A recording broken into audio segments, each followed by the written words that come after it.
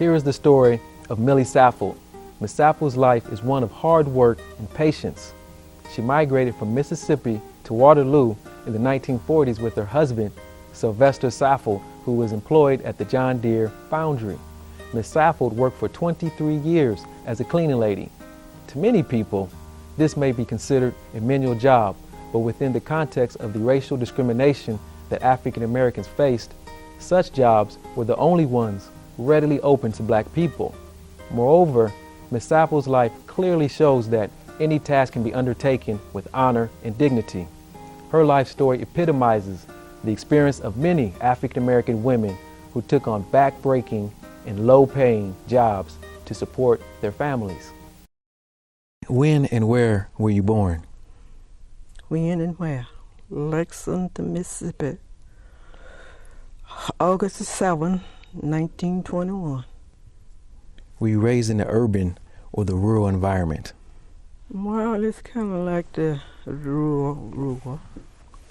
The rural. The rural, okay. Because, you know, when you're farming, it's out in the rural, like. What was life like on the farm? What was it like for you? Well, I liked it pretty good. Okay.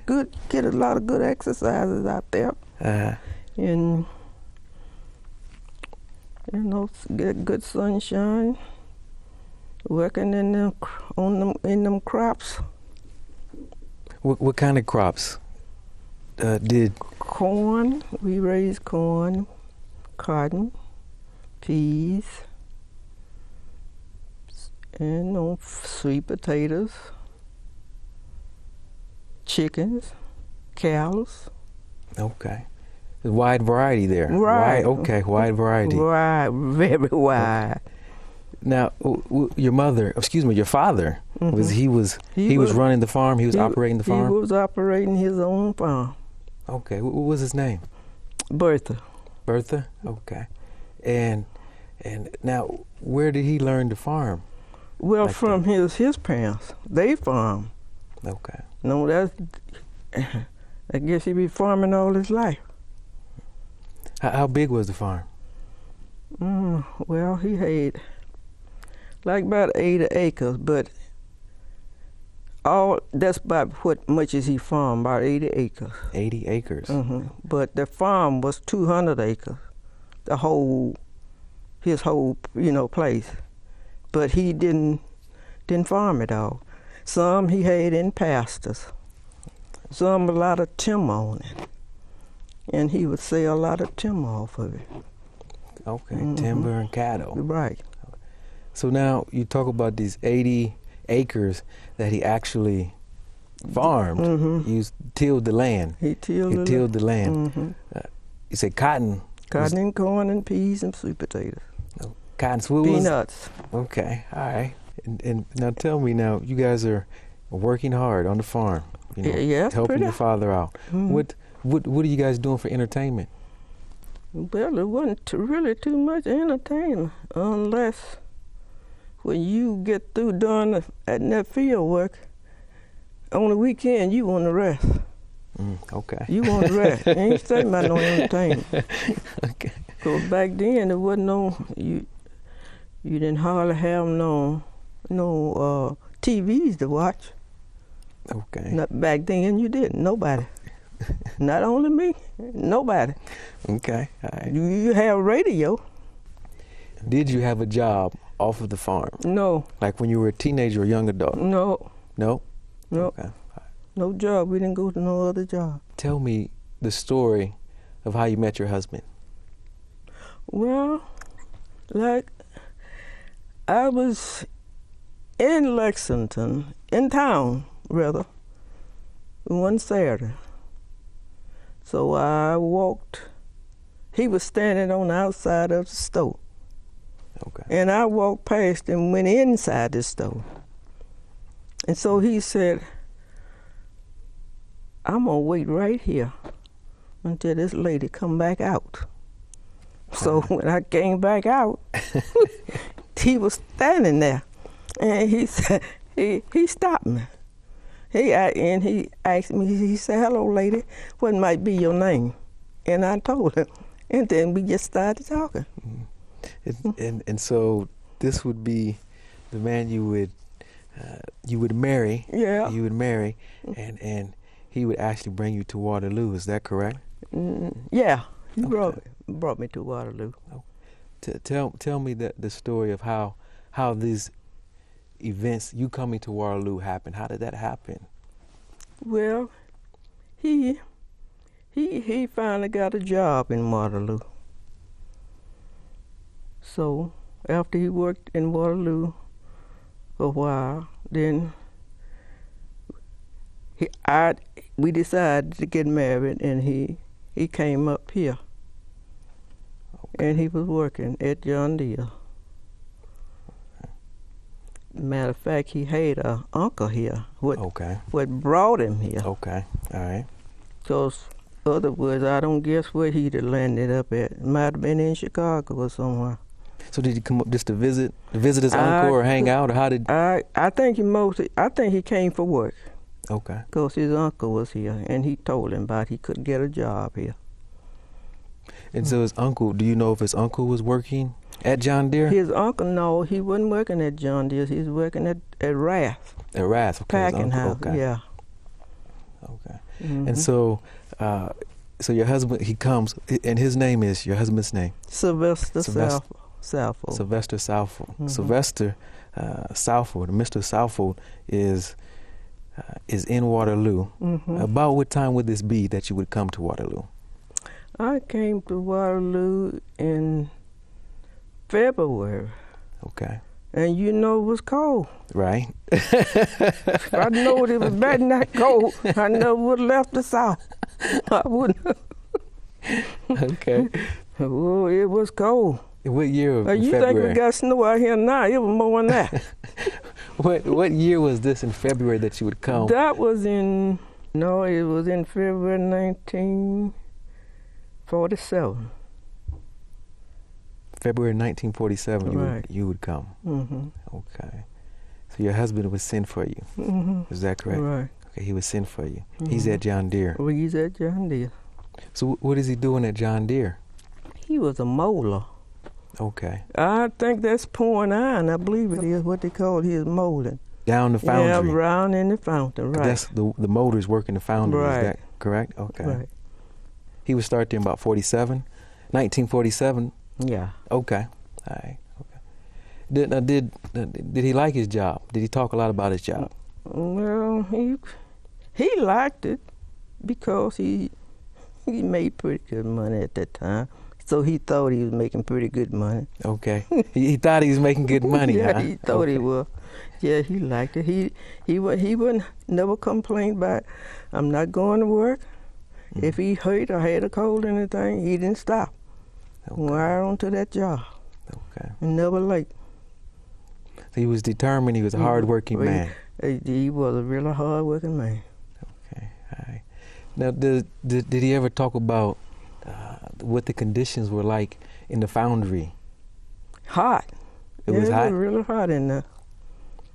Yeah, it was hot. Do you remember him coming home? So how did he look after he'd come home from working 8 hours, 10 hours? How did he look when he came home? They would kind of clean themselves up. They wouldn't just walk out the fountain, They would take showers and clean it.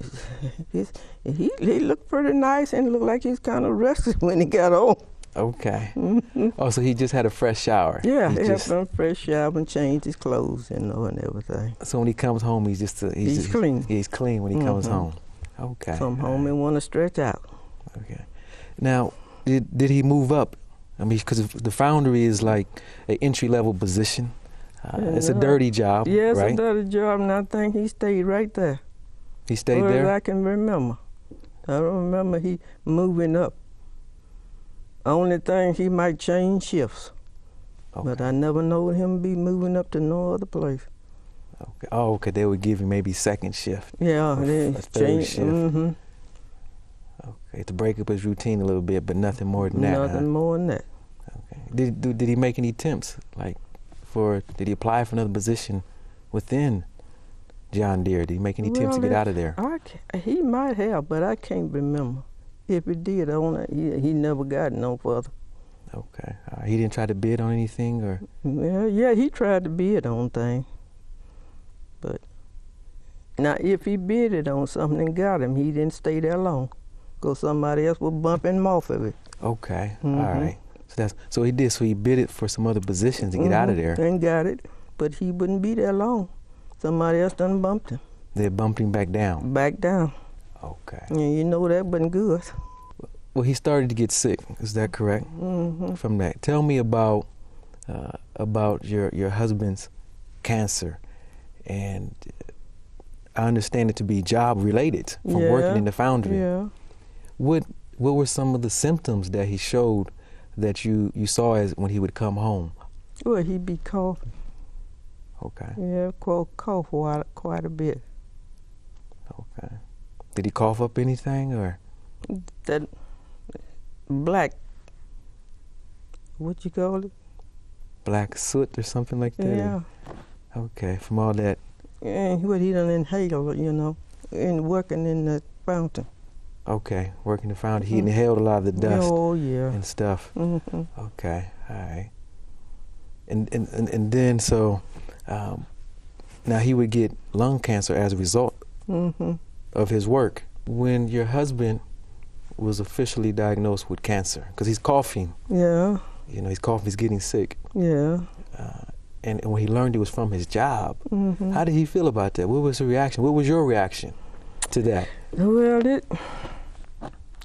it kind of, make, I don't know how you would say you feel. You just feel like, well, you just got to come out. You can't do that no more. You just got to come out, because it ain't gonna help you now. Okay. So, but he didn't want to come out. So he worked there a little while, and finally he had to retire. Okay. And he was a smart man, working, and he got kind of bored, sitting around not doing nothing. And I think that probably made him feel bad and made him sick, and he probably thought he was really sick. Okay. Because he's just getting weaker and weaker all the time. So finally he had to go to the hospital. And so how old was he when he would retire, per se? What number, I couldn't say. Okay. Be in his 50s. Early 50s or late 50s? Yeah, probably is late 50s. Late 50s? After how many years would he retire from working at John Deere? How long was he there before he retired? 28 years. So here he is, 28 years working in the foundry. He can't get out. And when he does get out, he gets bumped back down. Right. Okay. Obviously, he is aware that the conditions are bad. And he's becoming sick from it. But he has to work because he has to take care of his family, right? Right. Okay, all right. And let's talk a little bit about you and you coming here, because we know that when many African Americans would come to Waterloo during this time period, that they were put in, entry-level jobs. They were in the service sector doing domestic jobs. Yeah, right. Okay. Your husband's in the factory and he's in the dirtiest job. Right. Okay. Tell me a little bit about where you would work at when you would come. Let's talk a little bit about your work experiences. Well, my first job when I came here was at the Colony Club, they called it, beyond the Electric Park. Okay. And that's restaurant work. Okay. And it wasn't that good. It wasn't? No. Okay. But you had to do what you could get. It just wasn't no jobs here. Almost as bad as it was in where I came from. Okay, just as bad, huh? Just as bad. It wasn't on the farm. That was the difference. Just all. Okay. Might as well have been on the farm. Okay. Done better off on the farm. And you were back there sweating in the restaurant all night, making nothing. Making nothing. Making nothing. Okay. So what were some of your responsibilities at the Colony Club? Well, I I had to clean vegetables, like I clean onions, clean white potatoes, Okay. clean lettuce, carrots, and then after you do those carrots, white potatoes, you got to get the skin off of them, and then we had to slice them up, put them in a slice and slice them up. Okay. Getting ready for the French fry. Mm-hmm. And the lettuce, that was for the salad. You had to wash that and pull the leaves apart and wash it real clean. So your food, you prepared the food is basically what you were doing. And then, got tired of looking at shrimps. Sure had to clean them. Okay. But I ate good while I cleaned. Okay. I ate shrimp and I cleaned shrimp. Mm-hmm. Okay. They was already cooked, you know. Uh-huh. But yeah, you get the shell off of them. I clean them and wash them out real good. Uh-huh. And I throw one in my mouth. Hey, You already done. right. You just ain't fried. Okay. You done, though. And so now, you're here at the Colony Club, a restaurant. Yeah. Okay, restaurant. Were you able to do any waitressing, anything like that? No, we that wasn't my job. There were a lot of black waitresses at the Colony Club? None. No? None. Oh, none? None. Why is that? You could not apply to be a waitress? I never. They tell you what they want you to do. Okay. Well, not no special file, but they just put the ads in the paper what they want needed. Okay. And you apply what you thought you could want it. Okay. But even if you had applied for a waitress, you was not gonna get no waitress job. Couldn't do it, huh? No. Couldn't be a waitress. You had to stay in the back. You got to stay back there and do dishes. Okay. Clean vegetables. Okay. Okay. Mm-hmm. All right. So you see, it's what it was like here and down south. Okay. Not too much different. Not much different. Not huh? much different. Okay. Same thing down there, same thing up here. Only you just make a little more money. Okay, so the kitchen work, behind the scenes, cooking, washing dishes, were basically what you could do. What you could do, I don't care where you went. Okay. Just what you could do. Okay. Let's talk about, I know you worked at the Charcoal Cottage. Mm-hmm. Is that correct? Yeah. That was a restaurant? That's the same thing. Same job, same thing. Okay. In a restaurant, that's You're what right. that is. Same thing, no different. And you were back in the kitchen? Back in the kitchen. Okay. Tell me about the job interview that you had at the hotel. Oh, Tell me that story. You applied. I never did work there. I put in an application, and they called me. Okay. Called me, I passed, Okay. the examination and everything. Okay. So what do they want you to do? So you get the job. Cleaning chairs. They want you to clean chairs? Clean the dining room chairs. Clean the chairs. That was yeah. And so what did you think? Did you stay there and clean chairs? No, I didn't even work. You didn't work? I didn't, no. You didn't accept the position? I didn't accept it. Okay. All right. Okay. But you could go there and clean, you make beds and stuff, but I didn't even apply for that. You didn't? Okay. So that's hard too. Okay. Well, let's talk about some of the private private home. Yes, let's talk about some of you going to the homes and clean. Let's talk about. Well, it ain't quite bad as the hotel. I don't think it would be. Because you, when I was working at the private home, I just told them what I would do and what I wouldn't do. Give me some examples of just some of the things that you would do. I would mop their bathroom floors. Okay. I would dust. I would run the vacuum over the whole house. Mm-hmm. And I would dust the furniture. And I would clean the windows if they had spots or anything on them. Okay. I shine up the stoves and clean off the refrigerator. Not out, on the outside. Okay, all right. Let's I didn't wash and I didn't iron. Okay, you wouldn't wash and you wouldn't iron. Those are some things you would not do. I'd be there till midnight. Okay, sit till midnight. So no laundry for you. No laundry, no ironing. And no ironing. I didn't do that. Okay. All right. No cooking. No cooking. Nope. Okay. No cooking.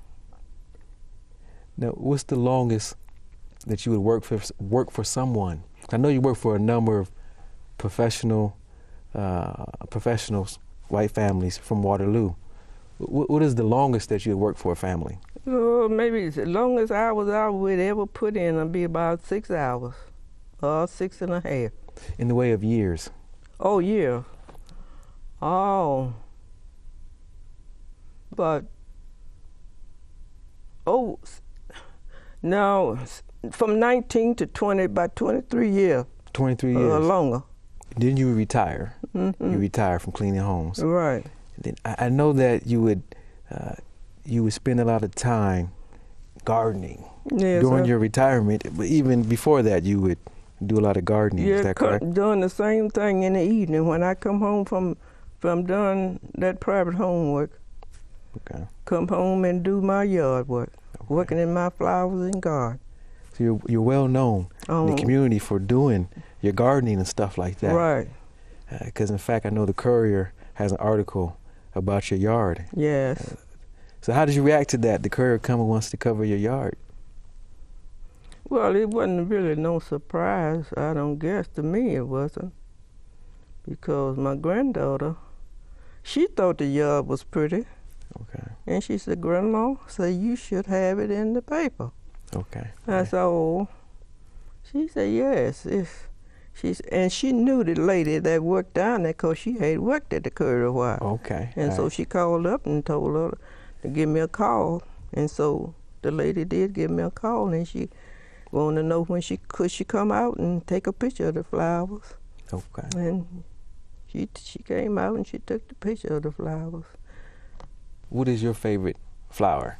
What is your favorite one? My hibiscus. Hibiscus? That red, big old hibiscus. You like that? That's my favorite flower. Okay. Now, and I also like my hollyhocks. And the hollyhocks? Yeah, they double, some of them. Okay. They really pretty. Now, spending time in your garden, does that kind of, what does that remind you of, or what does it give you a feeling of, being in the garden? Oh, just look like it's just something I want to do. Okay. That just make me feel like I just love flowers. Okay. Right. I really do love flowers. Well, when I seen some of the photographs of you working in your yard, it kind of, I got the impression that you kind of feel like you're in Mississippi, or it kind of reminds you of the South. Does it give you that impression at all when you're out there? I never hardly think about when I'm out there about Mississippi. Okay. But sometimes if I have some flowers out there, and I say, oh yeah, Mama had this. Okay. And she had that, and I remember. I'm seeking I grow some. So I planted. I say, and different people would come by and say, oh yeah, we grow those in Mississippi. I said, yeah. So it's a beautiful space. Yeah. Looking at the pictures, seeing you walk through the yard, and you got your lawnmower and stuff like that. Yes. It looks like you're working hard. Also looks like you're having a good time. Looks like you're having a really good time. I'll be kind of enjoying it out there. Okay, all right. Well, look, it was great talking to you. Thank you very much for making the time to come and share your story with me. It has been a pleasure, and it has been a privilege interviewing you. Thank you. Thank you. Thank you. Thank you.